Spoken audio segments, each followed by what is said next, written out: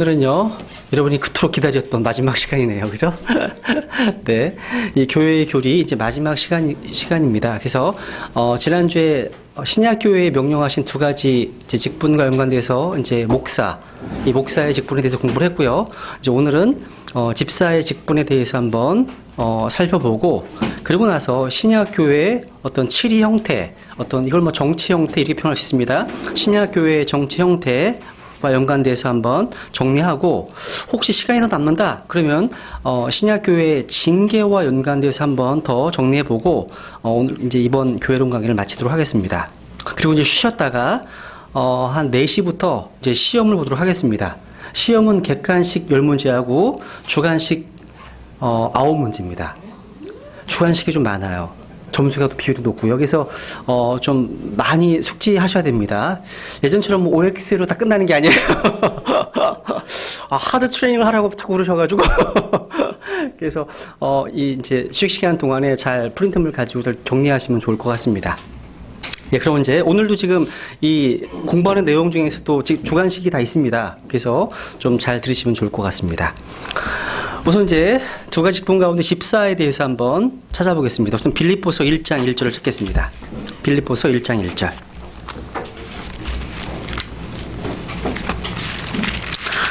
아마 꽈락 나오는 분이 계실지도 모르겠어요. 꽈락 나오면 이번 학기 다시입니다. 다시. 다시 청강입니다. 빌립보서 1장 1절. 같이 읽겠습니다. 시작. 예수 그리스도의 종 바울과 디모데는 빌립보에서 그리스도 예수님 안에 있는 모든 성도들과 또 감독들과 집사들에게 편지하노니. 여기 보시면 빌립보에 있는 교회를 지금 세 가지 부로 나누고 있죠. 감독들, 집사들, 성도들 나옵니다. 그죠? 오늘 집사에 대해서 공부할 토인데, 이 집사라는 단어는 헬라어로 이제 디아코노스라고 이제 말합니다. 그 뜻 자체가 의미가 그렇습니다. 식탁을 돌보기 위해서 맨 땅 위를 두루 다니는 사람, 이런 뜻입니다. 즉 종입니다. 종. 서번트, 종이고 섬기는 자입니다. 여러분, 그 지역교회 감독 목자에게 그 목자장이 계시죠? 칩 셰퍼드 목자장이 계시죠? 누구시죠? 목자장이? 예수님이십니다. 집사에게도 디컨, 집사장으로서 예수 그리스도를 볼 수 있습니다. 마태복음 20장 28절 보겠습니다. 마태복음 20장 28절. 우리는 각자가 다 하나님 앞에 회개보고를 하셔야 됩니다. 마태복음 20장 28절. 유명한 말씀이죠. 이와 같이 사람의 아들도 섬김을 받으러 오지 아니하고 도리어 섬기며 자기 생명을 많은 사람의 대속물로 주려고 왔느니라 하시니라. 사람의 아들이신 예수 그리스도께서는 섬김을 받으러 오지 않고 도리어 섬기러 오셨다 말씀하시죠? 그러니까 예수님께서 사실 어떻게 보면 섬기는 자, 그러니까 집사장으로 오셨다고 말씀드릴 수 있습니다. 그러면 이제 집사의 역할은 뭘까요? 집사는 교회의 종입니다. 그러니까 교회의 감독, 목사가 영적인 일에 있어서 섬기고, 집사는 일시적인 일, 또 교회 행정적인 일에 있어서 섬깁니다. 근데 너무나 자주 이 역할들이 바뀝니다. 많은 어떤 그 침례교회에서 집사들이 하는 일은 보통 교회의 업무, 또 교회의 재정, 그리고 어떤 경우는 목회자를 통제하는 역할을 하기도 한답니다. 이것은 분명히 비성경적인 것이고 잘못된 겁니다. 집사는 교회의 필요들을 위해서 섬기는 종입니다. 교회의 필요 때문에 세워졌고 그 필요를 채워주기 위해서 세운 종입니다.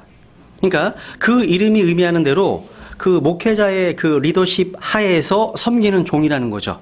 그래서 집사는 자신이 하는 일을 목사의 감독 하에 목사의 치리를 받아야 됩니다. 집사는 결코 감독처럼 다스리도록 부름받지 않았습니다. 그러니까 이 집사의 사역은 교회를 운영하는 게 아니라 회중을 섬기는 데 있다는 겁니다. 그래서 이 지역교회의 필요에 따라서 섬기는 것이기 때문에 디도는요, 각 지역마다 교회를 세울 때 반드시 뭘 세우라고 말씀하십니까? 부족한 것을 바로잡기 위해서 각 교회마다 장로를 세우라고 말씀하십니다. 장로, 감독, 목사를 세우라고 말씀하시는 거죠. 그죠? 그러니까 감독이나 장로를 세우라는 명령을 받았지 집사를 세우라는 명령을 받지는 않았습니다. 그러니까 성경적으로 집사는 목사와는 달리 선택, 그러니까 어떤 옵션에 해당하는 직분입니다. 그러니까 교회에 필요가 있을 때, 또 목회자가 어떤 뭔가를 요청할 때, 그때 집사를 세웠음을 성경을 통해서 확인할 수 있습니다. 이따 살펴보겠습니다. 그러니까 우리 자동차를 보더라도 요즘은 옵션이 훨씬 더 비싸잖아요. 그죠? 그냥 깡통, 옵션 없는 차가 있다고 하더라도 자동차의 본래의 역할은 다 할 수 있어요. 근데 옵션이 너무 비싸잖아요. 그죠? 비슷한 겁니다. 그러니까 모든 지역교회에 집사가 있어야 되는 건 아닙니다. 그러니까 교회에 필요가 있을 때 세우면 되기 때문에. 그래서 한번 사도행전 6장을 찾아보죠. 사도행전 6장. 여기 이제 1절부터 보시면 이제 지역교회에서 실제 일어나고 있는 문제를 다루고 있습니다. 사도행전 6장.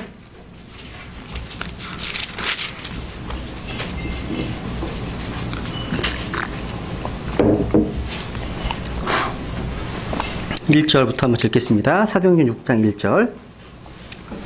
그 무렵에 제자들의 수가 크게 늘어났는데 그리스말 하는 사람들이 자기들의 과부들이 날마다 주는 배급에서 빠짐으로 히브리 사람들에게 불평을 터뜨리니라.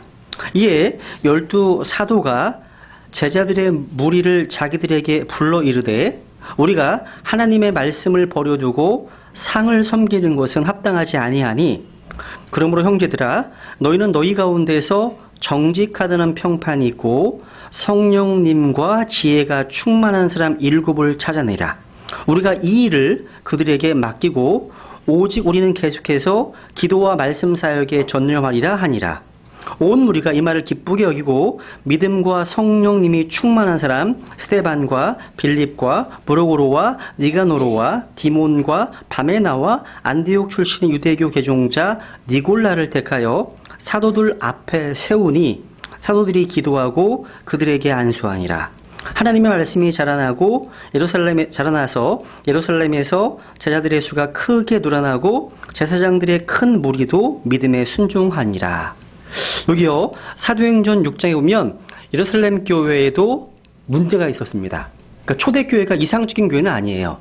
여러분, 항상 교회에 성령님께서 강하게 역사하실 때마다, 예수 그리스도께서 드높여주실 때마다 항상 마귀도 역사에 왔습니다. 그래서 사도행전 6장에서 이런 문제가 터지기 전에 어떤 모습이었냐면 5장 위에 보세요. 42절. 41절 42절. 그들은 자기들이 그분의 이름으로 인해 수치당하는 일에 합당한 자로 여겨진 것을 기뻐하며 공의 앞을 떠나니라. 그 다음 그들이 날마다 성전에서와 모든 집에서 예수 그리스도를 가르치고 선포하는 것을 그치지 아니하니라. 그러니까 교회가 영적으로 부흥한 그 뒤에는 항상 뭔가 문제가 일어납니다. 그러니까 마귀가 역사한다는 거죠. 그죠? 그러니까 이것은요, 사도행전 5장 41, 42절 이런 상황을 보시면 아, 이제 문제가 생기겠구나 깨고 있어야 되는 겁니다. 이게 하나의 어떤 문제의 전조가 됩니다. 몇 개 더 볼까요? 한번 사도행전 6장 앞에 6장 7절에 보니까 밖에 읽어봤죠? 하나님의 말씀이 자라나서 예루살렘에서 제자들의 수가 크게 늘어나고 제사장들의 큰 무리도 믿음에 순종하니라. 스데반이 믿음과 권능이 충만하여 백성 가운데서 큰 이적들과 기적들을 행하니라. 이렇게 성령님께서 역사하시는 상황에서도 뭐가 나올까요? 엄청난 바퀴가 또 시작되는 거예요. 그죠? 또 넘겨보세요. 8장 보세요. 8장 40절. 빌립은 아소도에 나타나 모든 도시를 두루 지나가며 선포하고 마침내 가이사라에 이르니라. 그러니까 모든 도시를 두루 지나가며 말씀을 선포했습니다. 예수님을 선포했습니다. 그러니까 이런 것들, 그러니까 성령님께서 역사하실 때마다 마귀가 역사할 것임을 기억하고 깨어 있어야 합니다. 그런데 사도행전 6장에서 그런 일이 발생한 겁니다. 즉 지역교회 안에 어떤 문제가 생겼다는 거죠. 근데 그 문제에 대한 해결책은 어떤 사람을 선정해서 그 테이블, 식탁, 상을 섬기게 하는 것이었습니다. 여기 나오는 7사람들은 상을 섬겨야 했기 때문에 집사라고 할 수 있습니다. 집사. 그러니까 집사라는 명칭은 나와 있지 않지만 이들이 하는 일을 보면 또 특별한 교회의 필요를 위해서 따로 떼어져서 세워졌기 때문에 아, 집사구나. 명백한 겁니다. 그러면 이제 집사의 자격 요건에 대해서 한번 찾아보겠습니다. 디모데전서 3장입니다. 디모데전서 3장. 이거는 집사와 연관돼서 10가지 자격 요건이 나옵니다. 10가지입니다. 각각 영적인 요건이에요. 영적인 자격 요건입니다. 디모데전서 3장 8절. 감독의 요건보다 더 많아요. 많습니다. 또 특이한 점은 감독의 요건에는 아내에 대한 게 없어요. 근데 집사가 되려면 집사의 아내에 대한 요건이 또 필요합니다. 그래서 어떤 독립순례교회는요, 집사회를 모일 때 그 안에 자매님도 같이 참여합니다. 부부가 같이. 이게 뭐 괜찮은 것 같아요. 성경 보면 집사의 아내도 같이 나오거든요. 한번 읽어볼게요. 8절. 이와 같이 집사들도 반드시 신중하며 한 입으로 두말하지 아니하며 자기를 많은 술에 내주지 아니하며 더러운 이익을 탐내지 아니하며 순수한 양심 속에 믿음의 신비를 간직한 자라야 할지니라. 쭉 나오죠. 읽어볼게요. 이 사람들도 먼저 시험해보고 그 뒤에 책망받을 것이 없는 것으로 드러나면 그들이 집사의 직무를 수행하게 할지니라. 이와 같이 그들의 아내들도, 아내에 대한 요건이 나옵니다. 아내들도 반드시 신중하며 헐뜯는 자가 되지 아니하며 맑은 정신을 가지고 있으며 모든 일에서 신실한 자라야 할지니라. 집사들은 한 아내의 남편이 되어 자기 자녀들과 자기 집을 잘 다스릴지니라. 집사의 직무를 잘 수행한 사람들은 자기를 위해 좋은 지위를 얻으며 또 그리스도 예수님 안에 있는 믿음에서 큰 담대함을 얻느니라. 그러니까 여기 있는 10가지 적용 요건에다가 아까 사도행전 6장을 포함시키면 3가지가 또 추가되는 거죠. 사도행전 6장에는 뭐가 나와요? 지혜가 충만한 사람, 성령이 충만한 사람, 또 정직한 사람. 정직한 사람이죠. 3가지. 그래서 이 디모데 3장에 있는 그 자세한 내용에 대해서는 뭐 김 목사님 강의하시면 참고하시면 좋을 것 같고, 여기 조금만 언급하고 넘어갈게요. 집사들은 8절에 보니까 반드시 신중해야 됩니다. 신중해야 돼요. 성격이 급하거나 좀 뭔가 다혈질적이야. 그럼 집사를 해서는 안 됩니다. 신중해야 되거든요. 그리고 집사는 한 입으로 두말해서는 안 됩니다. 그러니까 일구일을 해서는 안 된다는 말이죠. 또 집사는 자기를 많은 술에 내어주지 말아야 하고요. 집사는 더러운 이익을 탐내지 말아야 됩니다. 감독은요, 위에 3절에 보시면 더러운 이익을 탐내지 말고 되어 있죠. 그죠? 더러운 이익을 탐내지 아니하며, 디도서 1장에 7절에 보시면 더러운 이익에 빠지지 말아야 한다고 말씀하십니다. 디도서 1장에. 집사도 마찬가지예요. 그리고 집사는요, 순수한 양심 속에 믿음의 신비를 간직한 자. 여러분, 순수한 양심이 되려면 먼저 구원받은 사람이어야 합니다. 그러니까 교회에 나왔다고 해서 1년 이상 됐다고 해서 그냥 집사 주는 게 아니에요. 그러니까 순수한 양심이 되려면 예수 그리스도의 피로 씻음받은 양심이 순수한 양심이기 때문입니다. 여러분, 히브리서 9장 14절에 보시면 하물며 영원하신 성령을 통해 자신을 점없이 하나님께 드린 그리스도의 피는 죽은 행위로부터 너희 양심을 얼마나 더 많이 깨끗하게 하여 살아계신 하나님을 섬기게 하겠느냐 말씀하십니다. 그러니까 구원받은 사람만이 성령으로 깨끗하게 된 양심을 지니고 있습니다. 또 히브리서 10장에 보면요, 우리 마음이 뿌림을 받아 악한 양심으로부터 벗어났고 우리 몸은 순수한 물로 씻겼으니 우리가 믿음의 충만한 확신 속에서 진실한 마음으로 가까이 다가가자 말씀하십니다. 당연히 구원받은 사람이 돼야 됩니다. 근데 구원받았다고 하더라도 많은 신자들이요, 선한 양심을 버립니다. 그래서 믿음이 파손한다는 거예요. 여러분, 양심의 칼날은요, 우리가 구원받는 순간 굉장히 예리해져 있어요. 근데 그 양심을 계속 한 번, 두 번 무시하게 되면 점점 양심이 약해지고 더럽혀집니다. 더러워진 양심이 성경에 말씀하고 있죠? 그러다가 이제 양심이 악해집니다. 악한 양심이 되고 그 이후에는요, 이제 뜨거운 인도로 지진 것처럼 완전히 마비된다는 거죠. 그래서 우리는 매일매일 요한일서 1장 9절 말씀처럼 그 말씀에 근거해서 자신의 죄들을 자백하고 스스로를 심판하고 예수 그리스도의 보배로운 피와 말씀의 물로 씻음받지 않고 양심이 더러워진 사람, 양심이 마비된 사람은요, 집사의 자격이 안 됩니다. 안 됩니다. 그리고요, 순수한 양심 속에 뭐가 있어야 돼요? 믿음의 신비를 간직한 자, 믿음의 신비를 간직한 자. 여러분, 성경에는 뭐 왕국의 신비를 비롯해가지고 바울 소전서에 언급된 여러 가지 신비가 나오죠. 그죠? 이러한 신비를 간직한 자가 됩니다. 목사는요, 이러한 신비들을 지키는 청지기이고 이 신비들 다른 사람들에게 전해주는 사람이죠. 집사는 이런 신비들을 간직하고 있어야 됩니다. 뭐 휴거에 대한 신비, 너희 안에 계신 그리스도 영광의 신비, 이스라엘의 눈먼에 대한 신비, 여러 가지 있잖아요. 이런 신비들을 간직하고 있어야 된다고 말씀하고 있습니다. 그러니까 이런 5가지, 지금 말씀드린 5가지 이런 요건은요, 집사의 직무를 수행하기 위한 사람들에게 정말 기본이 되는 요건입니다. 그래서 성경은요, 신약교회에서 집사를 선출할 때 그 사람의 학력 말씀하지 않으셨습니다. 그 사람의 직업 말씀하지 않으십니다. 그 사람의 사회적 신분 언급하지 않습니다. 성경은 부와 지위, 신분을 언급하지 않습니다. 오늘날 교회에서요, 집사를 선출할 때 성경적인 자격 요건들을 어떤 체킹하는 대신에 다른 것들을 기준으로 평가한다는 그런 모습 보기 잘못이라는 거죠.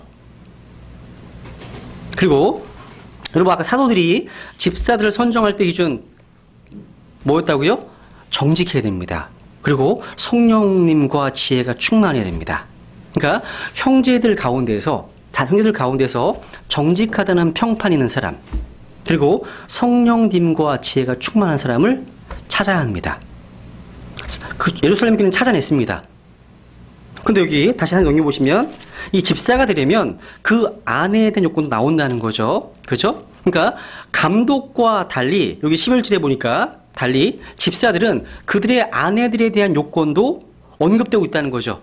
집사의 아내도요, 집사와 마찬가지로 신중해야 됩니다. 또 헐뜯는 자가 되지 않아야 됩니다. 그리고 맑은 정신을 가지고 있어야 됩니다. 그리고 모든 일에서 신실한 자라야 합니다. 잘 보세요. 그죠? 그러니까 집사는요, 부부가 모두 다 검증을 받은 후에야 직무를 수행할 수 있습니다. 둘 다 받아야 되는 검증을요. 그러니까 여러분, 그래서 아내가 구원받지 못한 형제는요, 결코 집사가 될 수 없습니다. 아내가 세상적이거나 육신적인 그런 형제, 그도 집사의 직무를 맡을 수 없습니다.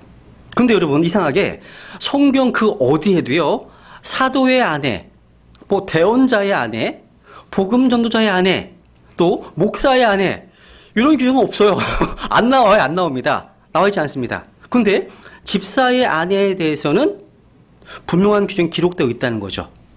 여러분, 집사는요, 교회 내에서 결코 보잘것없는 직분이 절대 아닙니다. 어떤 학위보다 더 고귀한 직분입니다, 이게요. 그래서 오늘날요, 많은 교회들이 집사의 아내에 대한 성경적 어떤 규정을 보면서 좀 놀랍게 그 여자를 또 집사로 세웁니다. 여자를. 그죠? 이게 보편화되어 있다는 거죠. 여자 집사가 있다면 집사는 아까 한 아내의 남편이 되어야 한다고 말씀하고 있죠. 이 성립이 안 되는 거죠. 그죠? 그래서 12절에 보면 집사들은 한 아내의 남편이 되어 자기 자녀들과 자기 집을 잘 다스릴지니라. 그러니까 이 말씀은 오늘날 보편화되고 있는, 또 여자 집사를 두고 있는 많은 교회들의 비성경적인 실행을 분명하게 보여주고 있는 겁니다. 그래서 집사들은 한 아내의 남편이어야 됩니다. 그렇다면 총각은 될 수 없습니다. 집사가요. 또 한 아내의 남편이 아닌 뭐 호렙이 집사가 될 수 없습니다. 성경 말씀 그대로죠. 그죠? 그러면 이제 집사를 어떻게 선택해야 될까요? 집사를 누가 선택할까요? 집사를 어떻게 선택할까요? 이거 중요합니다. 중요해요. 중요하다고 하는 이유가 있어요. 다 아시겠죠? 그죠? 집사를 어떻게, 언제, 누가 선택하는지 잘 정리하셔야 됩니다. 다시 사도행전 6장을 가볼게요. 6장. 사도행전 6장. 집사를 언제 선택하냐면, 집사의 직분이 교회에서 필요할 때입니다. 그러니까 교회에서 필요할 때 선택했습니다. 그러니까 2절에 따르면 2절에 보면 상을 섬겨야 되는 분명한 필요가 있었기 때문에, 그러니까 그 당시에 예루살렘 교회에 그 사역자들의 짐을 덜어주기 위해서 필요한 것이었다는 거죠. 그러니까 교회는 단 집사가 있어야 되니까, 그게 아니에요. 교회에 필요가 있을 때 세웠다는 겁니다. 언제? 교회에 필요가 있을 때. 두 번째, 또 교회에요, 목회자가 요청할 때 선택했습니다. 목회자 요청할 때. 그러니까 3절에 보면요, 그러므로 형제들아 2절에 보면 이에 12사도가 제자들의 무리를 자기들에게 불러 이르되 하면서 우리가 하나님의 말씀을 버려두고 상을 섬기는 것은 합당하지 아니하니, 그러므로 형제들아 너희는 너희 가운데서 정직하다는 평판이 있고 성령님과 지혜가 충만한 사람 7을 찾아내라. 우리가 이 일을 그들에게 맡기고 오직 우리는 계속해서 기도와 말씀 사역에 전념하리라 하니라. 그러니까 지금 사역자가 도움이 필요하기 때문에 말씀과 기도에 전념하기 위해서 지역교회에 필요를 요청한 거예요. 그때 집사를 세웠다는 거죠. 그러니까 사역자가 알죠.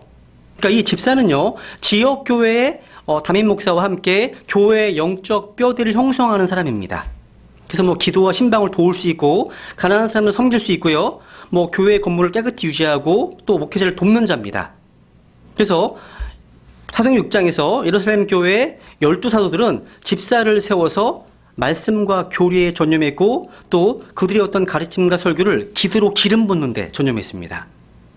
두 가지. 그러니까 목회자가 요청할 때, 교회에 필요가 있을 때 세웠다는 거. 그러면 이제 잘 보세요. 지금 집사를 누가 세웠습니까? 누가 택했죠? 집사를요? 교회예요. 목사가 택한 게 아니에요. 어떤 지체를 보고서 집사 이게 아니라는 거죠. 잘 보시면 온 무리가 이 말을 기쁘게 여기고 이런 나오네. 7명을 뭐 했다고요? 택하여서 사도들 앞에 세웠습니다. 누가 택했다고요? 교회 회중들이 택했습니다. 그러니까 집사는 자격 요건을 깊이 고려해 선택해야 됩니다. 그러니까 이 자격 요건을 누가 제시했습니까? 그 당시에 사역자들이, 감독들이 제시한 거예요. 그러니까 지역교회는요, 목회적 리더십 하에서 어떤 자격 요건을 들었잖아요. 그 리더십 하에서 회중들이 그 요건에 맞는 사람들을 선택했다는 거죠. 이해가시죠? 그죠? 그러니까 집사는 반드시 그 지역교회 멤버 내에서 선발돼야 됩니다. 그죠? 당연하죠? 그리고 집사는 그 지역교회 회중들에 의해서 선발되었음을 알 수 있습니다. 그죠? 그러니까 목사들은 교회가 집사들을 선택할 수 있도록 방향을 제시했습니다. 그리고 요구되는 자격 요건들을 제시해줬어요. 그래서 자기의 리더십을 실행한 거예요. 그걸 듣고 나서 선택은 교회가 있습니다. 이게 회중교회예요. 이따 말씀드릴게요. 중요합니다. 그래서 집사들은요, 그리고 나서 이제 회중들이 선택한 이후에 이제 기도하고 안수했다는 거죠. 누가요? 사도들이. 그래서 집사들은 목사의 감독하에 있어야 한다는 거고요. 그리고 아까 집사들은 입증을 받아야 돼요. 검증이 돼야 됩니다. 그래서 집사로 선출된 사람은 먼저 자신이 그 직분에 적합하다고 하는 증거를 또 제시할 필요가 있습니다. 이해가시죠? 이 집사의 직분에 대한 겁니다. 그럼 그다음 신약교회의 어떤 형태, 정치 형태에 대해서 한번 또 정리를 해볼게요. 고린도전서 14장에 보시면 모든 것을 품위 있고 질서 있게 행할지니라. 중요한 거예요. 모든 것을 품위 있고 질서 있게 행할지니라. 조직신학에서요, 킹제임스 성경을 믿는 독립침례 교회하고 이른바 교단이 있는 제도권 교회들과 아주 다른 분야가 있다면 그 중에 하나가 교회론입니다. 교회에 대한 교리예요. 이 교회론에서 큰 차이를 보이는 영역들은 특히 교회의 직분에 대한 거고요. 공부했죠. 또 교회의 의식에 대한 거 공부하셨잖아요. 또 한 가지가 교회의 치리와 연관된 겁니다. 정치, government. 이 세 가지가 가장 다릅니다. 그래서 한번 교회의 치리와 연관돼서 한번 살펴보려고 하는데요. 우리가 교회의 교리와 연관돼서 이런 차이점이 생긴 이유가 뭘까요? 여러분 피 흘린 발자취 다 읽어보셨죠? 피 흘린 발자취 다 내신 것 같진 않아요. 그죠? 이 책을 통해서 역사적으로 이해할 수 있습니다. 모든 프로테스탄트, 개신교 교단들의 역사를 보면 뿌리가 어디에 있어요? 그렇죠. 배교한 로마 캐톨릭 체계로 올라갈 수 있습니다. 그러니까 로마 캐톨릭 시스템은요, 이교도 바벨론 종교입니다. 오랜 세월 동안 성경에서 떠나온 지 오래되었죠. 종교개혁이 어느 정도 성경으로 돌아가게 했지만, back to the Bible, 그죠? 성경으로 돌아가게 했지만, 불완전한 것이었습니다. 특히, 교회의 교리에서는 그렇습니다. 교회의 교리에서. 그래서 우리는요, 개신교 안에 이 캐톨릭의 어떤 유무를 볼 수 있습니다. 예를 들어서 뭐 성사주의, 또 유아세를 주죠? 또 무천년주의, 또 성직자 계급체계, 니골라파의 교리, 또 의식주의, 형식주의 이런 것도 있다는 거죠. 여러분 예배의 형식만 보더라도 너무 달라요. 그죠? 신약 독립침례교와 개신교의 다른 점 너무 많죠? 우리 사도신경 외우세요? 안 외우잖아요. 주기도문 외우세요? 안 외우시잖아요. 또 목사님이 축도하시나요? 안 하시잖아요. 목사님이 검은 가운 입고 나오시나요? 목회 가운 입고 나오세요? 안 나오시잖아요. 그죠? 또 시작할 때 여기 종을 딱 치나요? 띵, 뭐 종 치는 거 없죠? 그죠? 십자가를 세우지도 않습니다. 또 크리스마스나 부활절 행사를 또 지키지 않습니다.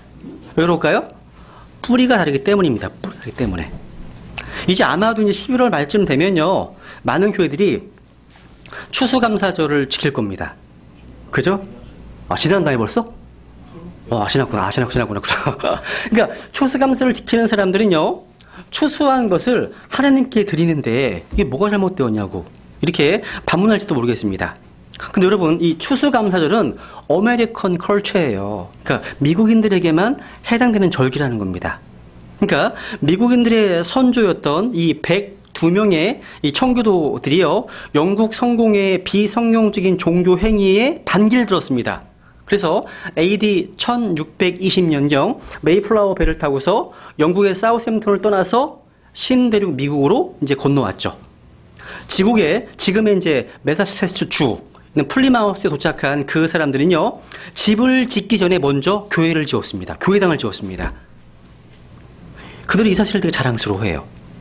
그때 그들이 신대륙에서 농사를 지어 추수한 것을 하나님께 감사드린 날을 기념해서 11월 넷째 주 목요일을 정했습니다. 그래서 음식을 장만해서 칠변조 고기와 더불어서 온 가족이 모여서 즐기는 날. 이게 바로 무슨 날이에요? 추수감사절입니다. 근데 미국 선교사들이요, 우리나라에 와서 이 추수감사절이라는 그들의 전통을 행한 것을 우리나라 교회들이 성경적인 근거도 없이 받아들인 것이 문제입니다. 이게 역사입니다. 이 역사예요. 우리나라 사람들이 메이플라워 호를 탔습니까? 영국 성공의 바퀴를 받아서 피난했습니까? 아니잖아요. 그건 아메리칸 컬처라는 거예요. 그죠? 이제 우리는 이제 교회의 어떤 치리, 교회의 정체에 대해서 한번 성경이 뭐라고 말씀하시는지 한번 또 개괄적으로 한번 살펴보겠습니다. 신약이 지역교회가요. 신약교회가 침례받은, 구원받은 성도들로 구성된 조직화된 모임이기 때문에 성경적으로 바른 조직과 바른 직분과 바른 치리가 필요합니다. 교회 정치가 왜 필요할까요? 교회의 멤버인 이 회원들이요, 도덕적으로, 영적으로 불완전하기 때문입니다. 필요한 겁니다. 또 교회의 존재 목적을 이루기 위해서 다양한 조직이 필요한 거예요. 또 교회 내에 여러 가지 문제들을 조정하고 해결하기 위해서 필요한 겁니다. 필요하다는 거예요.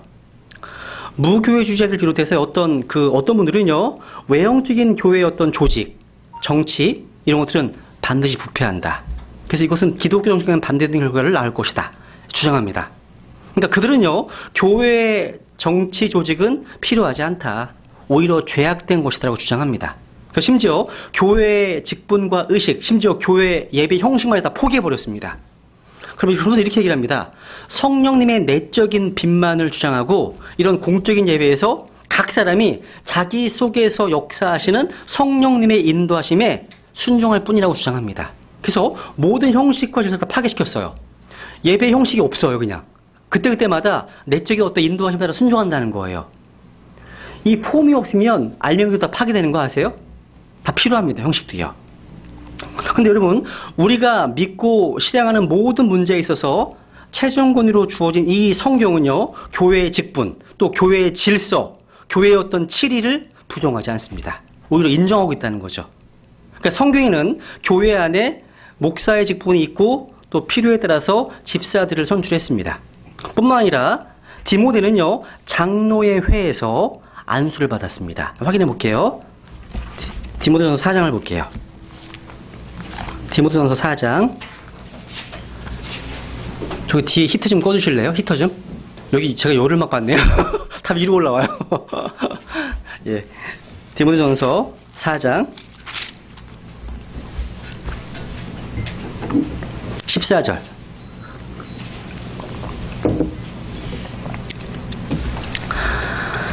내 속에 있는 선물, 바로 지금 바울이 디모데에게 말씀하고 있죠. 내 속에 있는 선물, 곧 장로회에서 안수할 때 대언으로 내게 주신 그 선물을 소홀히 여기지 말라. 여기 보시면 장로회가 있죠. 이 장로회는 오늘날 장로교회에서 말하는 그 장로회가 아닙니다. 제가 지난주에 제가 신약교회에서 감독과 장로가, 목자가 다 동일하다고 말씀드렸죠. 사도 베드로는 장로였고 요한도 장로였습니다. 그러니까 지금도요, 신약 교회들마다 목사를 세울 때 안수를 주고 있죠. 그죠? 안수를 줍니다. 초대 예루살렘 교회에서 사도들은 7명의 집사를 세울 때 그들에게 안수하고 사역을 맡겼습니다. 그러니까 추천은 교회 성도들이 했고 임명은 사도들이 안수해서 했습니다. 이때 그들에게 준 것이 안수였다는 거예요. 안수. 그러니까 안수는요, 뭔가 직책이나 직무를 맡길 때 하는 겁니다. 마치 어떻게 보면 임명장을 주는 것, 그러니까 뭔가 자격을 부여하는 것과 같은 겁니다. 그러니까 안수는요, 사역의 위임, 임명장과 같은 겁니다. 공개적으로, 공식적으로 자격을 부여하는 행위라는 거예요. 한번 민수기를 확인해 볼게요. 민수기 17장. 민수기 17장에 보면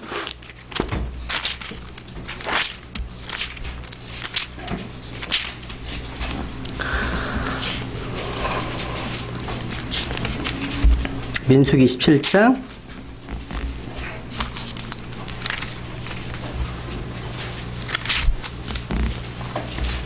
18절. 지금 모세가 여호수아에게 지금 안수합니다. 이제 이스라엘 백성들의 이제 감독자, 치리자, 리더로 이제 여호수아를 세우는 내용이에요. 여기 민수기 27장. 예, 민수기 27장 18절. 주께서 모세에게 이르시되 눈의 아들 여호수아는 속에 그 영이 거하는 자니 너는 그를 데려다가 그에게 안수하고 그를 제사장 엘레아셀과 온 회중 앞에 세우며 그들이 보는 앞에서 그에게 책무를 주고 내 존귀 중 얼마를 그에게 주어 이스라엘 자손의 온 회중이 복종하게 하라. 그리고 22절 보세요. 22절.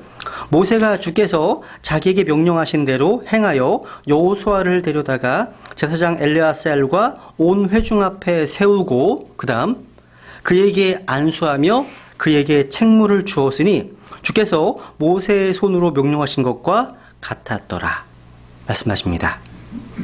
그러니까 지금 모세는 여호수아를 데려다가 안수를 했죠. 이것은요, 모세의 사역을 여호수아에게 승계하기 위해서 이 위임했던 겁니다. 그래서 우리는 성경에서 안수가 뜻하는 게 전가 또 위임의 의미가 있음을 알게 됩니다. 신약 성경에서요, 바울과 바나바는 안티옥 교회에서 선교사로 파송을 받을 때 교회에서 안수를 받았습니다. 확인해 보죠. 사도행전 13장. 사도행전 13장. 실제 교회에서 안수를 하기 때문에 좀 살펴볼게요. 교회론 시간이니까. 사도행전 13장.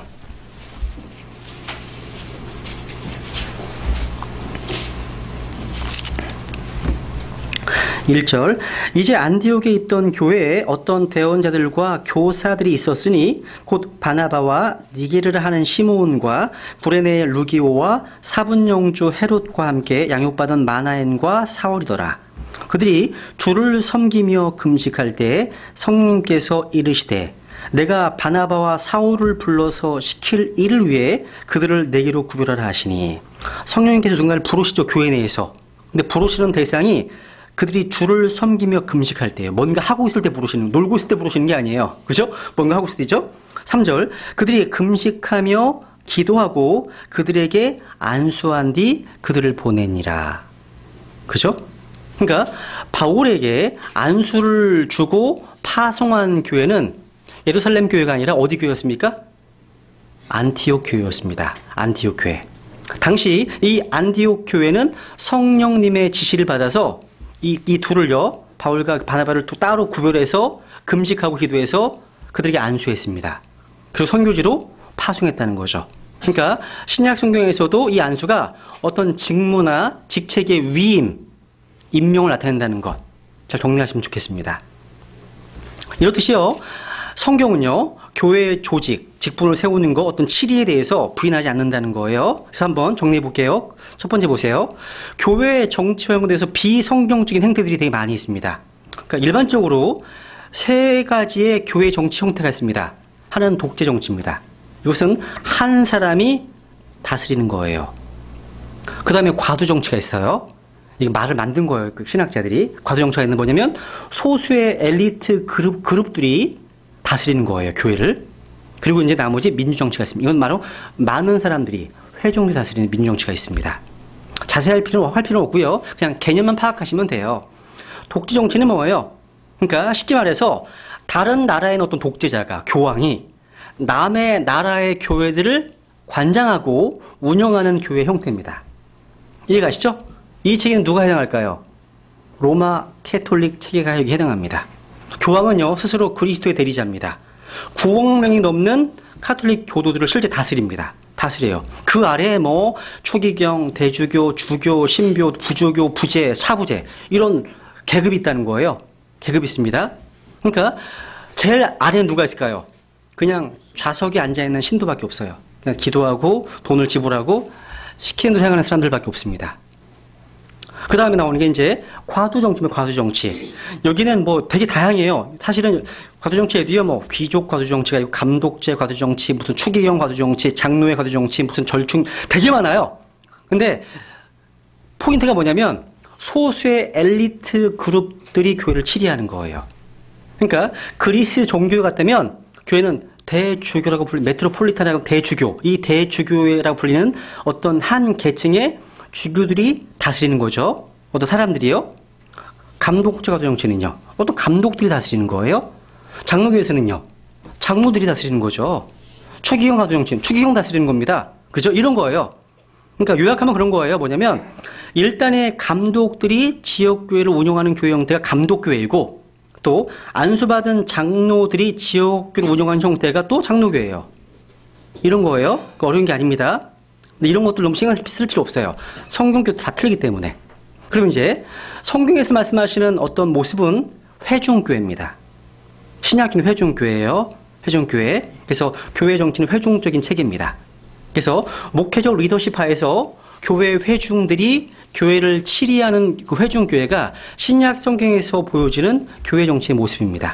이 모습이 일반적으로 성경 신자들이 믿고 있는 바입니다. 이 내용이 회중교회가요. 그럼 이제 회중교회의 어떤 사례를 조금만 살펴볼게요. 마태복음 18장. 마태복음 18장에 볼게요. 18장. 교회 문제를요, 교회가 최종적으로 다 결정했습니다. 더 높은 권위가 없어요, 교회보다. 보세요. 마태복음 18장.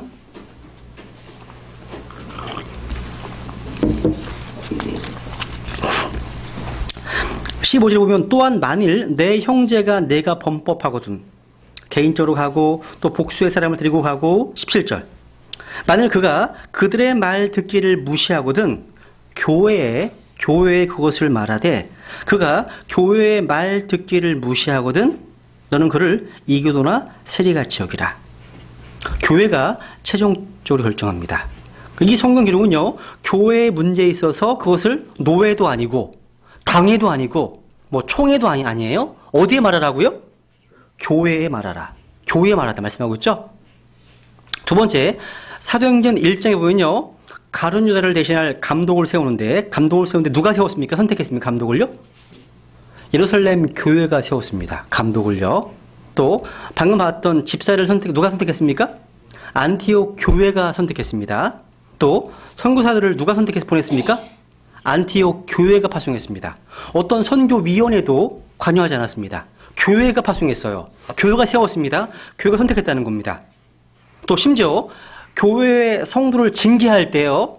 징계할 때 누가 징계했을까요? 교회가요. 한번 확인해 보죠. 고린도전서 5장을 볼게요.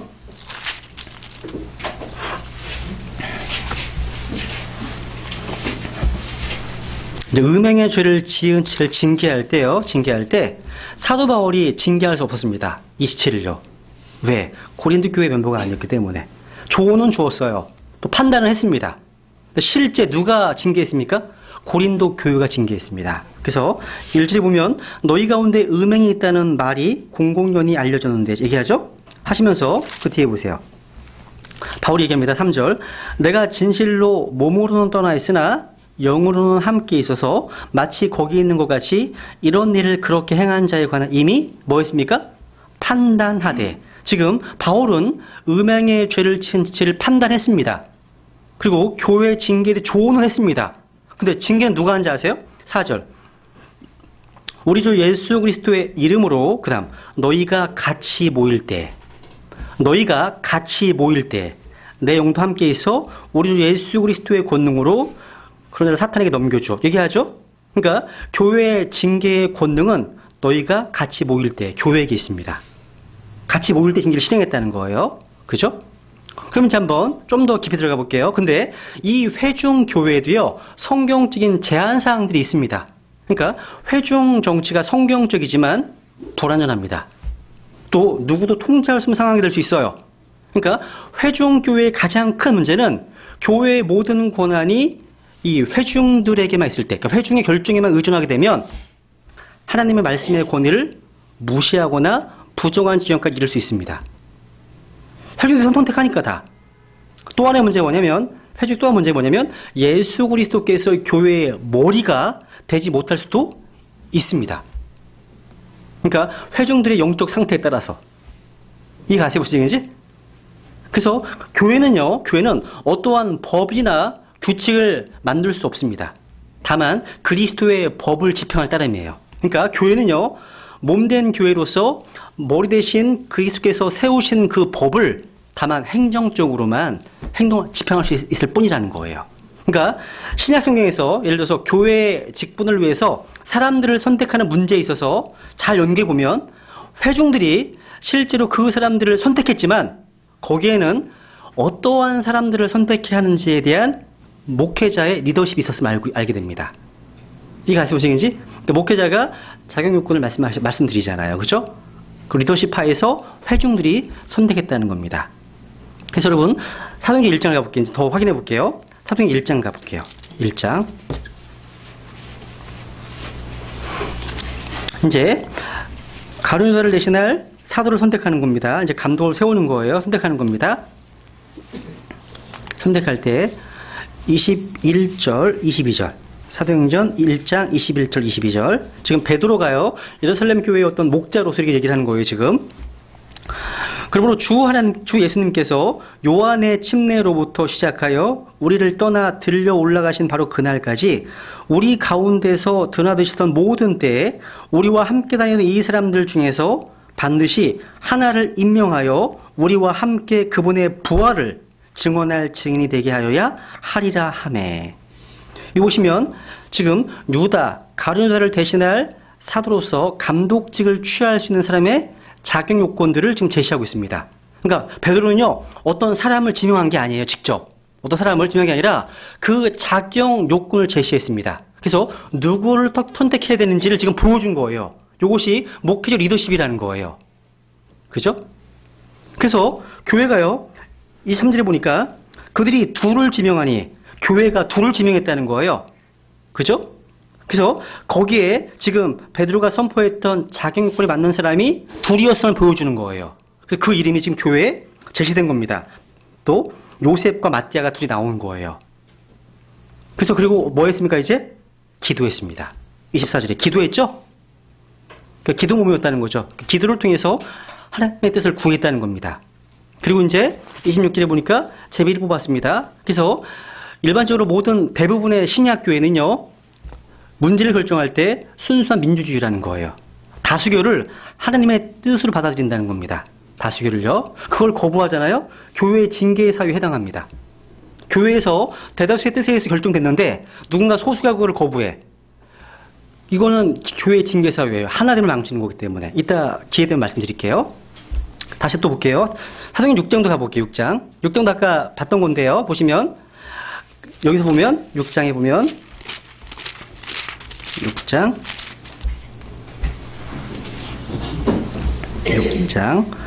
3절에서 지금 3절에 보면 예루살렘 교회 감독들이 이렇게 얘기를 하죠. 그죠? 3절에 보면 정직한 평판이 있고 성령님과 지혜가 충만한 사람 7을 찾아내라. 얘기하죠. 그러니까 여기도 마찬가지예요. 구체적으로 어떤 사람을 정해서 그 사람에게 투표해야 돼. 이걸 말한 것이 아닙니다. 아니에요. 회중 안에서 집사로 섬기려면 이러이러한 자격요건을 가진 사람이 있어야 돼. 그 사람 뽑아야 돼. 이렇게 가르친 거예요. 이것이 목회적 리더십이에요. 이것이요. 직접 뽑은 게 아니라 이게 회중교회 모습입니다. 회중교회 모습. 그래서 모든 교회 지체들이 집사를 선택했습니다. 그래서 교회 모임은 순수한 민주주의입니다. 6.5절에 나오잖아요. 온 무리가 이 말을 기쁘게 여기고 선택했습니다. 그래서 성경적인 교회 정치는 뭐냐? 목회적 리더십 하에서 교회에 의해 그리스도의 법을 민주적으로 집행하는 겁니다. 다시 한번 성경적 교회 정치는 목회적 리더십 하에서 교회에 의해 그리스도의 법, 하나님의 말씀의 권위를 민주적으로 집행하는 것. 이렇게 정리하시면 좋을 것 같아요. 그럼 그 결과 어떨까요? 여러분, 회중교회는요, 신약교회가 자치적임을 의미하는 거예요. 그러니까 신약교회의 믿음과 관련돼서요, 교회를 언급할 때 대부분 교회들이 지역교회의 자치성, 독립성, 이런 표현을 많이 듣게 됩니다. 한번 따라해보세요. 지역교회의 자치성, 독립성. 많이 들어보셨죠? 이런 말. 그죠? 이 자치적이라는 단어는 뭐냐면 교회가 스스로 치리한다. 교회가 스스로 다스린다. 이런 뜻입니다. 그러니까 이 단어에 들어있는 또 하나의 뜻이 독립성이란 독립성. 그러니까 교회는요, 교회를 지배하거나 다스릴 어떤 외부의 어떤 다른 권위도 없다는 거예요. 그러니까 우리가 신약 침례 교회가 자치적이라고 말할 때 그것은 어떤 외부의 어떤 단체, 어떠한 사람, 어떠한 기관으로부터 독립적이라는 것을 의미하는 겁니다. 교회는 그리스도 아래에서 교회보다 더 높은 권위가 없음을 또 인정하는 거예요. 이해가 가시죠? 무슨 얘기인지? 그래서요, 신약교회는 지역성, 그러니까 지역적이라는 것은 독립성을 입증하는 거예요. 뭐 서울 진리침례교회, 또 동탄의 베다니 침례교회, 분당의 어떤 교회 다 있잖아요. 지역성, 독립성을 입증하는 겁니다. 그러니까 오늘 여러분, 어떤 한 사람이 전국의 모든 지역교회들을 관장하고 감독한다면 그건 성경적인 신약교회가 아닙니다. 그러니까 마치 한 사람이요, 전국교회를 프랜차이즈 교회처럼 세워서 사역자들을 막 돌립니다. 돌리고 순회하면서 설교하게 하는 것.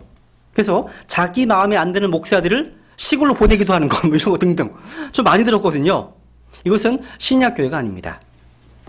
교회들이요, 한 사람에게 집중되어 있는 중앙 집권적인 계급체를 갖고 있다면 그것은 성경에서 말하는 신약교회가 아니라는 거죠.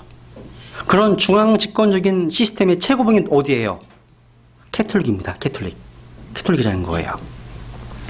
그래서 우리는요, 또 요한계시록 2장과 3장에 보면 각 교회 7교회 나오잖아요. 아시아 7교회. 각 교회가 다른 어떤 기관이나 사람이 아닌 오직 주 예수 그리스도께만 직접 책임을 졌다는 거. 그러니까 칭찬과 책망을 주님께 들었어요. 각각 개별적으로. 그러니까 여러분과 여러분 하나님 사이에 뭔가가 있다면 그거 죄죠. 마찬가지예요.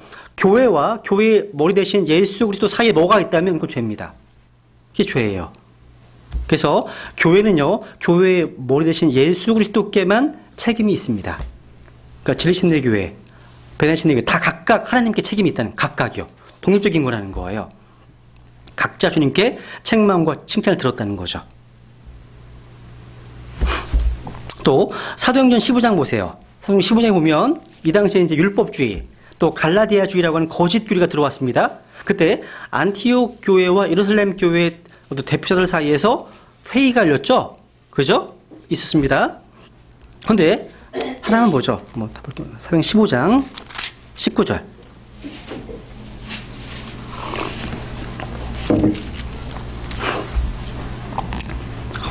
야고보가 판결을 내립니다.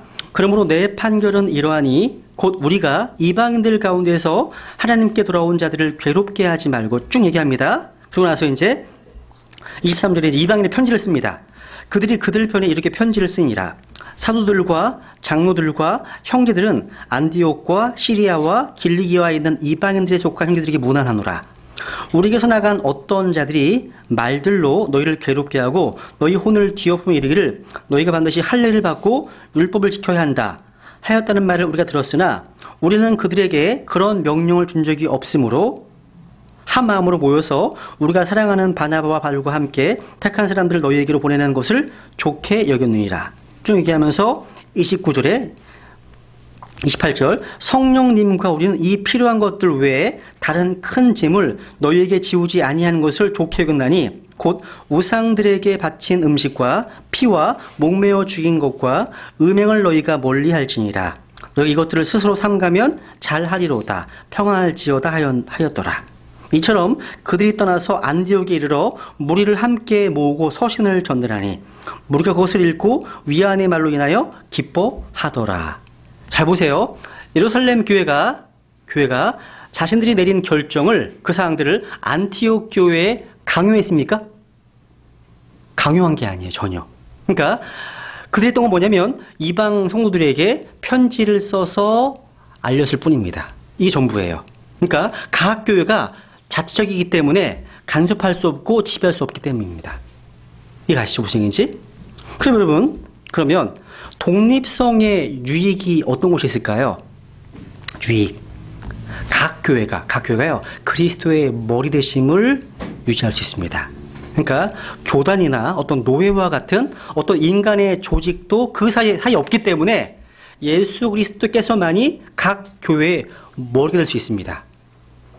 두 번째로 참된 자유를 누리게 됩니다. 자유를 주게 됩니다. 그러니까 교회에 어떤 외부의 강요나 강제가 있을 수 없기 때문입니다.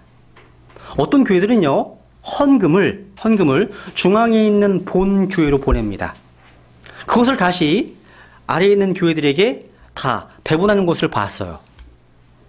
그것은요, 통제를 위한 겁니다. 아주 비성경적인 실행인 거죠. 각 지역 교회가 자치적으로 독립적으로 운영돼야 되는 거예요. 스스로. 그리고요, 독립적인 교회는요, 누군가 배교할 때 배교하지 않을 수 있는 최후의 보루를 구성합니다. 만약에 내가 속한 장로교단이 동성 결혼을 인정했어요. 그러면 그 교단에 속한 교회들은 따라갈 수밖에 없죠. 안 따라가려면 나올 수밖에 없는 거예요. 그죠? 그래서 각 지역교회가 독립적이라면 어떤 교회가 믿음에서 떠나 배교한다 할지라도요, 그 지역교회의 독립성 때문에 영향을 안 받게 되는 거예요. 이해 가시죠? 무슨 얘기인지, 그죠? 근데 중앙 집권적인 교회들은요, 본 교회가 배교하게 되면 따라서 배교하게 됩니다. 그래서 교회가 교단에 속하게 되면 교단이 부패하게 될 때 교회들도 같이 부패하게 되는 것을 역사가 입증하고 있습니다. 역사가요. 한 개의 썩은 사과가 5개 만든다는 거죠. 그래서 지역교회는 자치적으로 독립적으로 운영해야 한다는 것. 그리고요, 교회들 사이에서 또 광범위한 교제를 허락합니다. 그러니까 대부분의 침례 교회들은요, 믿음과 교회의 질서에 있어서 약간 상이한 차이점들이 다 있어요. 다 있습니다. 똑같지 않습니다. 각각 다릅니다.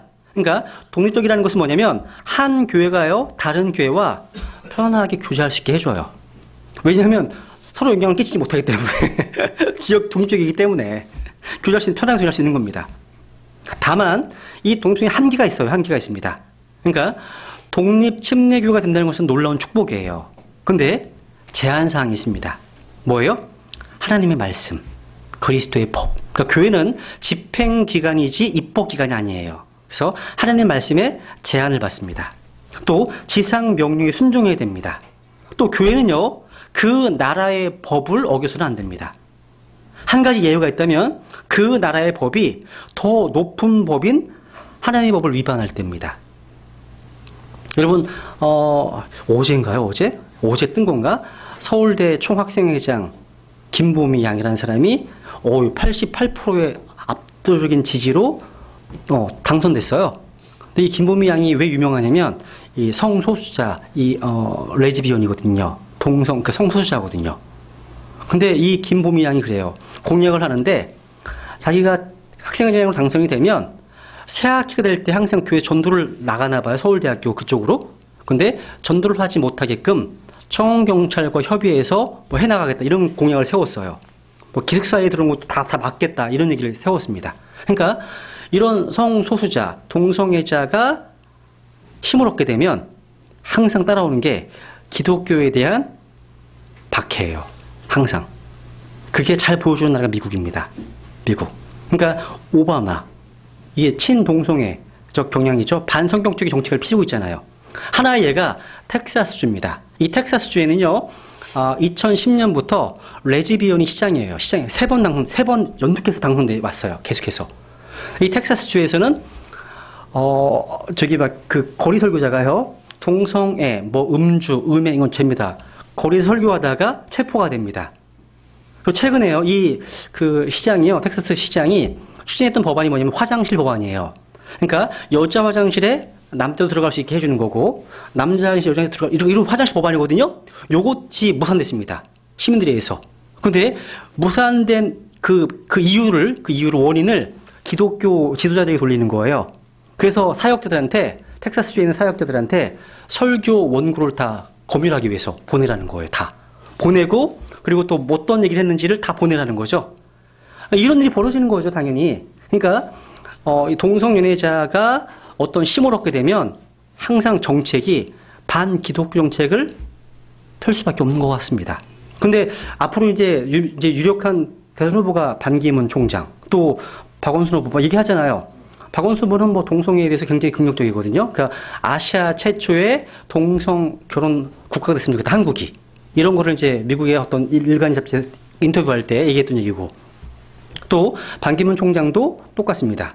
동성애를 굉장히 되게 지지하는 입장이에요. 최근에 유엔 인권위원회에서 우리나라에 포괄적 인권, 그러니까 성소수자에 대한 차별금지법, 그러니까 포괄적 차별금지법을 수용하라 이런 압력을 행사하고 있다 이런 기사를 본 적이 있어요.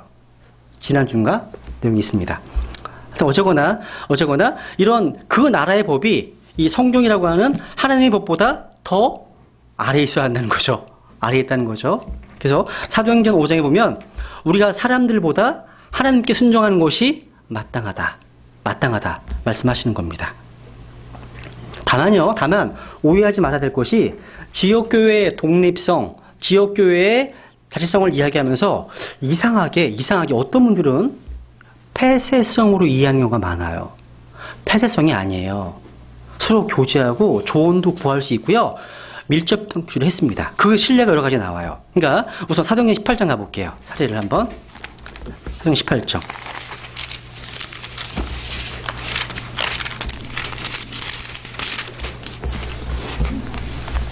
사도행전 18장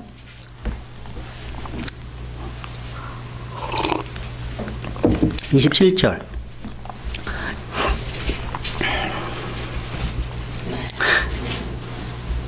이제 아볼로가 이제 복음을 정확하게 이해하게 됐죠. 아골라 브리스길라를 통해서. 그래서 27절 그가 아가야로 건너가려는 마음을 먹음으로 형제들이 편지를 써서 제자들에게 권면하여 그를 받아들이게 하니라. 그가 가서 은혜를 통하여 믿게 된 사람들에게 많은 도움을 주었으니 말씀하고 있습니다. 여기 보시면 지금 아볼로를 아가야로 보내는 데 있어서 형제들이 뭐를 썼습니까? 편지를 써서 소식을 전해줬습니다. 그러니까 이런 편지, 이메일, 문자, 전화 이런 걸 통해서 회원의 자격이 이동할 수 있음을 보여주는 거예요. 이게 편지를 통해서. 또 교회들 간의 교제가 있으면 알 수 있어요. 한번 볼게요. 한번 녹취를 확인하겠습니다. 고린도전서 16장.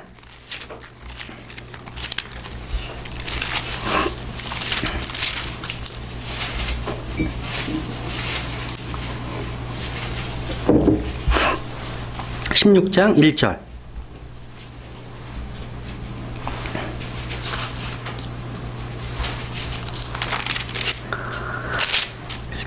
이제 성도들을 위한 모금에 관하여는 내가 갈라디아의 교회들의 지시한 바와 같이 너희도 그렇게 하라. 갈라디아의 교회들의 지시한 바와 같이. 교회들 나오죠? 그 다음 19절 보세요. 19절. 아시아의 교회들이 너희에게 무난하고 아골라와 브리스길라가 자기 집에 있는 교회와 함께 주 안에서 너희에게 많이 무난하느니라. 아시아의 교회들이 나오죠? 그죠? 이렇게 보면 갈라디아서 1장 2절 또 22절 계시록 1장 4절 11절 보면 갈라디아 또 유대아 아시아의 교회들을 언급하고 있습니다. 교회들. 이것은 몇몇 교회들 사이에 어떤 형태의 교제가 있음을 보여주는 거예요. 그 지역에 교회들 묶고 있잖아요.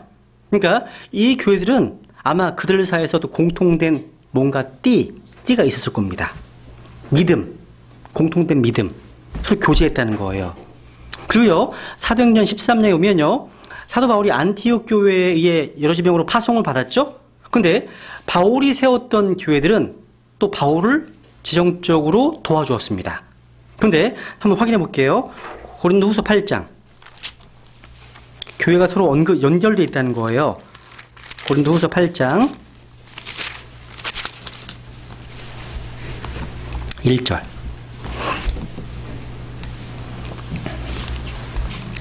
또한 형제들아 마케도니아의 교회들에 베푸신 하나님의 은혜를 우리가 너희에게 알리노니 쭉 얘기하죠. 그러니까 마케도니아의 교회들에 베푸신 하나님의 은혜 쭉 얘기하면서 8장 19절 보세요. 19절. 또 그것뿐 아니라 교회들로부터 선정되어 이 은혜를 가지고 우리와 함께 여행하는 자니라. 누가요? 디도가요. 16절에 디도. 그러니까 이 디도는 누구냐면 교회가 아니라 교회들로부터예요. 교회들로부터 선정되어 이 은혜를 가지고 우리와 함께 여행하는 자니라. 23절. 디도에 대하여 누가 묻는다면 그는 나의 동반자요 너를 위한 동료 협력자며 또 우리 형제들에 대하여 묻는다면 그들은 그 다음 교회들의 사자들이요 그리스도의 영광이라. 교회들의 사자. 그러니까 지역교회의 독립성이 지역교회의 폐쇄성은 아니라는 거예요. 서로 교제한다는 거죠. 연결되어 있다는 거예요. 그죠? 또 지역교회가요 다른 지역교회를 돕습니다. 그러니까 예루살렘 교회가 어려움에 처했습니다. 그때 여러 교회들이 예루살렘 교회를 도와주었어요. 그래서 아까 고린도서 16장에서 보면 예루살렘 교회를 도와주었죠. 그죠? 헌금을 도와줬습니다. 그러니까 선물로 준 거예요. 그리고 또 사도행전 15장에 보면 안티옥 교회가 어떤 교리적인 어떤 어려움에 처해 있었어요. 그때 예루살렘 교회에 조언을 구했어요. 그 내용이 사도행전 15장에 나와 있다는 거죠. 그래서 조언을 줄 수도 있습니다. 근데 그 조언이요 강요사항이 아니에요. 의무사항이 아니라는 거죠. 이해가세요? 그죠? 그러니까 서로 조언도 주고받을 수 있고 편지도 주고받을 수 있고 같이 교제하고 할 수 있습니다. 그죠? 근데 지배할 수는 없습니다. 그죠? 간섭할 수는 없어요. 통제할 수 없다는 거죠. 이게 지역교회 독립성이라는 거예요. 네. 되게 양이 많아서 제가 막 건너뛰고 쭉 지나갔더니 지금 한 20분 더 남았네요. 그죠? 그러면 이제 교회의 징계에 대해서 조금만 살펴보고 이제 좀 쉬었다가 좀 복습하셨다가 4시부터 이제 시험 보도록 하겠습니다. 주관식이 많으니까 잘 많이 외우셔야 돼요. 교재를요. 아셨죠? 예, 교회의 징계에 대해서 잠깐 좀 살펴보고. 여러분, 신약교회를 이제 정의하면 침례받은 신자들의 조직화된 모임입니다. 유기체지만. 그러니까 조직이라는 것은요, 그 안에 어떤 규칙과 기준이 필요함을 뜻하는 겁니다. 그런 것이 없으면 기능을 못해요. 우리의 몸도요, 한번 찾아보죠. 고린도전서 9장을 보세요, 한번. 고린도전서 9장 27절. 한 15분만 하고 마치겠습니다. 고린도전서 9장 27절. 오직 내가 내 몸을 억제하여 복종시킴은 내가 다른 사람들에게 복음을 선포한 뒤에 어떤 방법으로든 내 자신이 버림받은 자가 되지 않게 하려 함이라. 여기 보시면 바울은요, 자기가 하나님의 부르심을 계속 수행하려면 자기의 몸을 어떻게 했습니까? 억제하여 복종시켰습니다. 그죠? 마찬가지예요.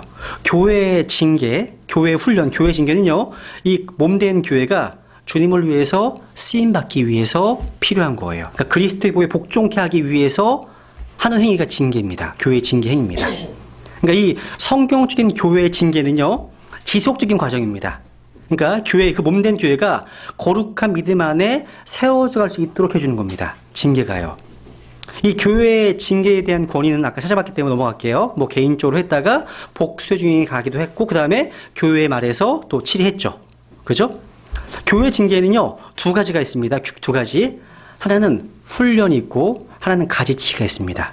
훈련과 가지치기. 한번 따라해보세요. 훈련과 가지치기. 그러니까 이 번역을 징계라고 했지만 이 디스플린의 의미에는요, 훈련시키는 것, 또 가르치는 것 포함되어 있고, 또 한 가지 징벌을 가하는 것도 포함되어 있어요. 다 두 가지가 다 있어요. 두 개가 다 있다는 거예요. 그래서요, 히브리서 12장을 볼게요. 히브리서 12장.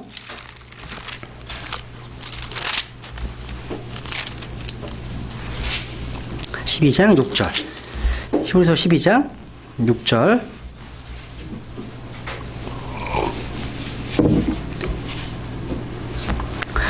주께서 사랑하는 자를 친히 징계하시고 자신이 받아들이는 아들마다 채찍질하시니라 하셨느니라. 친히 징계하시고, 징계가 있고, 그리고 채찍질이 나오죠.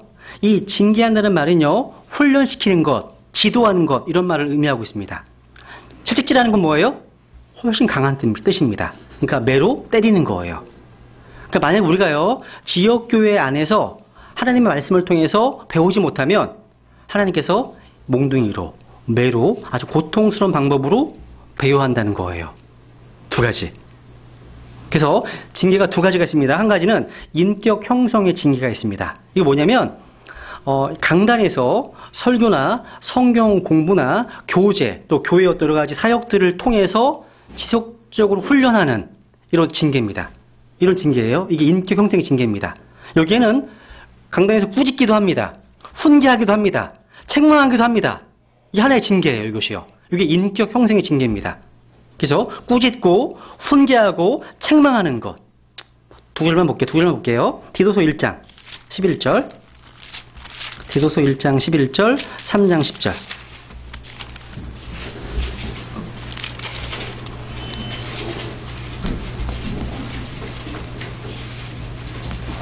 디도서 1장 11절.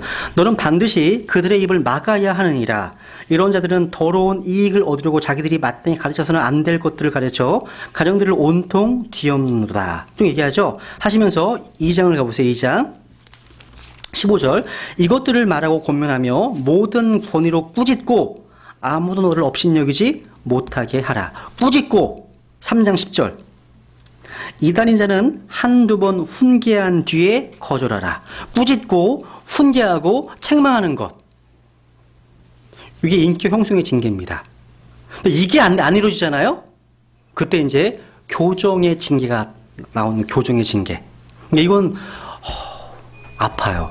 고통스럽습니다. 그러니까 예수 그리스도 또 교회의 간증이 제일 중요하기 때문에 이 징계가 행해지는 거예요. 그러니까 교회의 영적 순결성을 유지하기 위한 방법 중에 하나가 징계입니다. 교회 징계예요. 징계. 그래서 특히요, 교회에서 외부적으로 출교당하는 경우, 아직 그런 케이스는 없죠, 그죠? 우리 교회에 없잖아요. 그러니까 교회에서 출교를 당하는 경우가 두 가지인데, 한 가지는 도덕적인 죄악, 또 교리적인 잘못, 두 가지. 성경으로 말씀하십니다. 그러니까 고린도서 5장에 보면 아버지의 아내와 음행을 저질렀던 지체가 나오죠. 그죠? 또 디모데후서 1장에 보면요, 교리적으로 이단교를 가르쳤을 때, 그때 쫓겨났습니다. 그런 내용이 나와요. 그래서 이걸 어떤 면에서 이제 문둥병이라고 얘기할 수 있습니다. 문둥병자, 나병 환자는요, 그가 깨끗하게 되기 전까지는 다시 들어올 수 없습니다. 성도들의 교제 밖에 있어야 되는 거예요. 있어야 됩니다. 근데 그가 혹시 주님 앞에 회복되었어요? 회개해서? 그럼 다시 용서해서 받아줄 수 있어요. 이게. 우선은 이단이거나 큰 죄를 지었을 때는 잠시 교제가 단절될 수 있다는 거예요. 이게. 그래서 우리가 지혜롭게요. 첫 번째, 그러니까 인격 형성기를 잘 활용하면 두 번째 징계가 필요하지 않을 수 있습니다. 첫 번째가 훨씬 중요하다는 거예요. 첫 번째 강조를 할 필요가 있다는 거죠. 그러면 여러분 징계를 왜 할까요? 징계는 진리를 보존하기 위해서입니다. 그러니까 신약교회는 디모데후서 3장에 말씀하신 진리의 기둥과 터전이죠. 그래서 이 진리를 우리는 받들고 유지할 필요가 있습니다. 그래서 그 진리를 보존하기 위해서 또 질서를 보호하기 위해서입니다. 교회 질서를. 그러니까 성경은 교회가 무질서하게 행하는 모든 형제로부터 떠나라 훈계하고 있습니다. 확인해 보죠. 데살로니가 후서 3장을 볼게요. 데살로니가 후서 3장. 그러니까 교회는 질서가 있어야 합니다. 질서. 그래서 데살로니가 후서 3장 6절.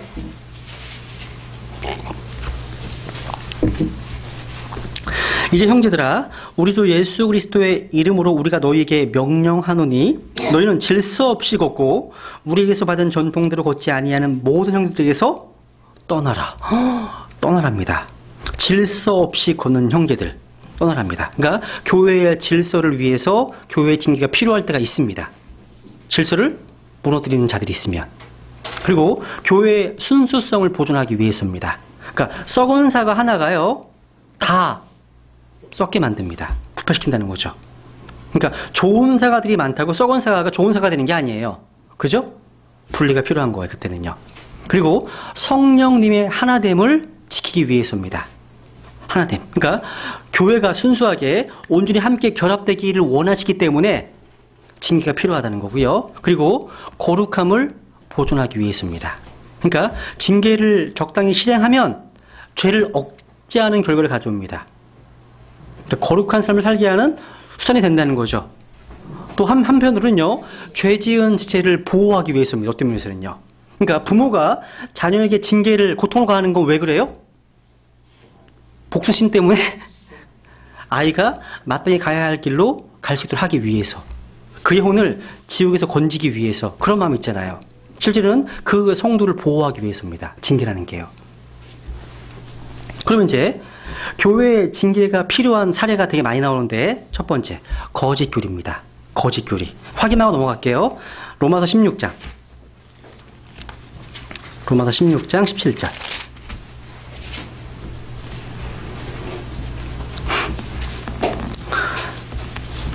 형제들아 이제 내가 너희에게 간청하노니 너희가 배운 교리에 역행하여 분쟁을 일으키거나 실족하게 하는 자들을 주목하고 그들을 피하라. 누구를 피하라고요? 너희가 배운 교리에 역행하는 자들. 그러니까 거짓 교리예요. 거짓 교리. 다른 복음을 전파하는 자. 징계가 필요한 거예요. 그리고 이 교회, 자기가 소속된 교회에서 결정한 사항들 무시할 때. 그래서 데살로니가전서 5장, 아까 마태복음 18장 찾았죠? 데살로니가전서 5장에 보면 14절.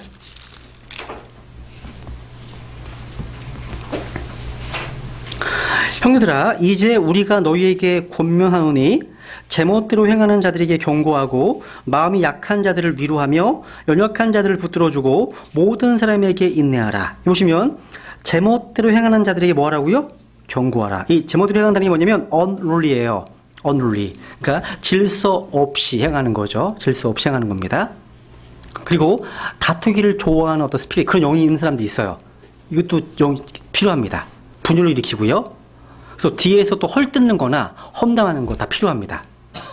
또 부도덕한 행위도 마찬가지예요. 한번 확인해 보죠. 고린도전서 5장 11절. 여기에 아마 다 해당될 것 같은데 여기 계신 분들 5장 11절. 이것대로 행동하면 아마 성도수가 반 줄어들 것 같아. 반 이상은. 5장 11절 보세요.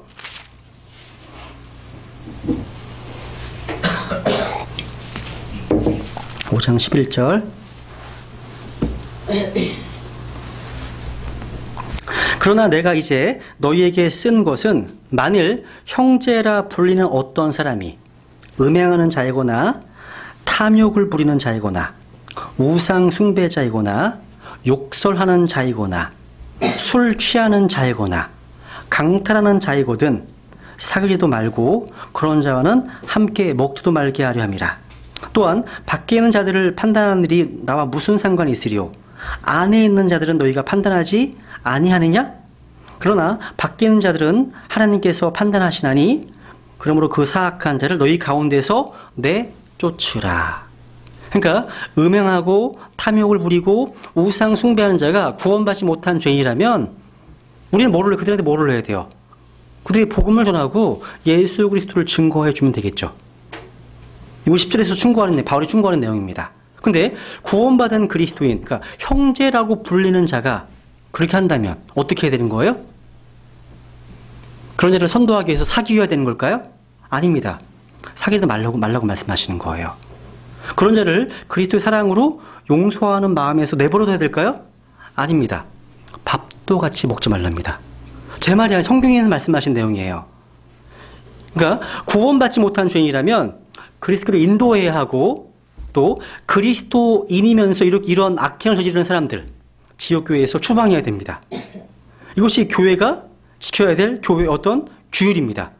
근데 오늘날의 교회, 신약교회들이 또 많은 교회들이요, 이러한 교회에 주어진 명령들을 포기해버리는 바람에 교회에 양떼만 있는 것이 아니라 순수한 어떻게 보면 동물원이 되어버린 것, 동물원이에요. 그러니까 잡동사니가 다 울고있는 집단이 되어버렸다는 거죠. 그러니까 설사 여러분 잘 생각해 보세요. 음행하는 자들은 뭐 하여튼 징계했다고 해봐요. 그렇다면 탐욕을 부리는 자는 어때요? 탐욕. 먹을 것과 입을 것 이거에 다른 거 하나라도 더 가지려고 하면 탐욕이잖아요. 다 해당하실 수 있는 거 아니에요? 이 부분은? 근데 성경이 이런 자들과 밥도 같이 먹지 말래요. 만약 그런 일이 벌어진다면 대부분의 근본주의 교회들은 아마 90% 이상 통통 비게 될 거예요. 아마 90% 이상. 그러니까 12절 13절에 나와 있는 안에 있는 사람들은 바로 지역교회 내에 구원받은 회중들을 지금 말하는 내용이에요. 우리가 항상 늘 함께 접촉하는 사람들이죠. 그러니까 그 중에서 어떤 사람이 음행을 저지르고 강탈하고 술 취하고 또 욕설을 하고 악을 행한다면 상관하지 않을 수가 없어요. 상관해야 됩니다. 교회에서 징계를 행해야 됩니다. 그게 드러났다면. 모르면 모르죠. 못하죠. 개인적으로 자백해야 되겠죠. 근데 교회에 공개적으로 드러났어요. 그럼 교회 징계를 행해야 됩니다. 이게 성경에서 말씀하신 내용입니다. 그러니까 그런 자들은 교회 스스로가 판단해서 조치를 취하는 것이 교회의 의무입니다. 만약에 그런 사람들이 한두 명이 아니라 대부분이라면 어떻게 될까요? 쫓아내기는 역부족이죠. 그럴 때는 스스로 떠나야 됩니다. 떠나야 된다고 성경 말씀하시는 거예요. 그래서 초대교회는 이런 것들을 실행했습니다. 실제요. 그래서 교회의 규율은요, 이러한 죄를 지은 회원들을 교회가 함께 모여서 징계를 실행했습니다. 이런 일을 안 하기 때문에 교회가 굉장히 여러 가지 잡종들이 우글거리는 그런 상태에 처하게 됐다는 사실입니다. 그래서요, 러커 목사님이 쓰신 그 책에 보니까, 야, 이것대로 다 하면 거의 반 이상 내쫓아야 되니까, 먼저 사역자가 무릎을 꿇고 무릎으로 또 강단을 통해서 그들에게 강하게 설교하라는 거예요. 그걸 통해서 징계를 시행하라는 거예요. 그래서 강단이 강해야 한다. 그래서 사역자가 척추가 강해야 되고 이마는 금강석 같아야 돼. 막 이런 얘기를 합니다. 이런 시대이기 때문에. 그래서 강한 리더십에서 강한 교회가 나온다. 이런 얘기를 합니다. 그리고 이제 또 무질서한 행위, 또 찾아봤던 탐욕스러운 행위, 또 거만한 행실, 거만한 태도. 한번 볼게요. 요한 3서를 볼게요. 요한 3서. 이제 조금만 하고 마치죠.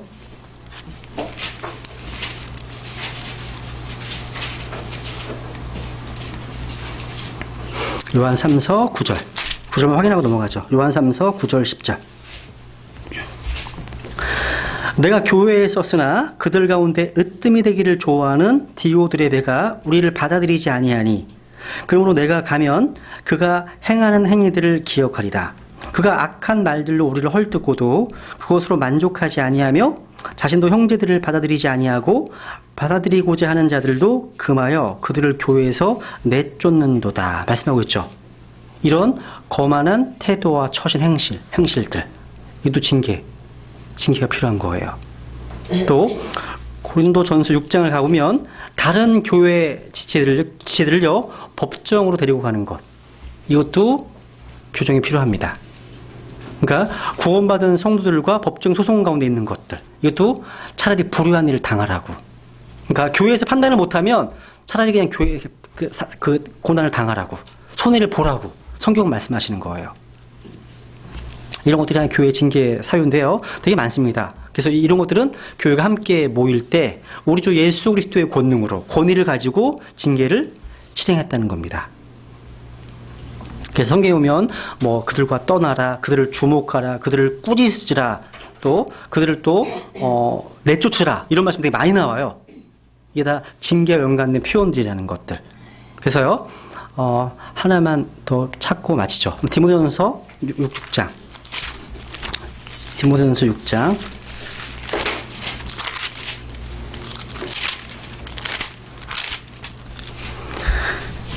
디모데전서 6장 3절, 4절, 5절입니다.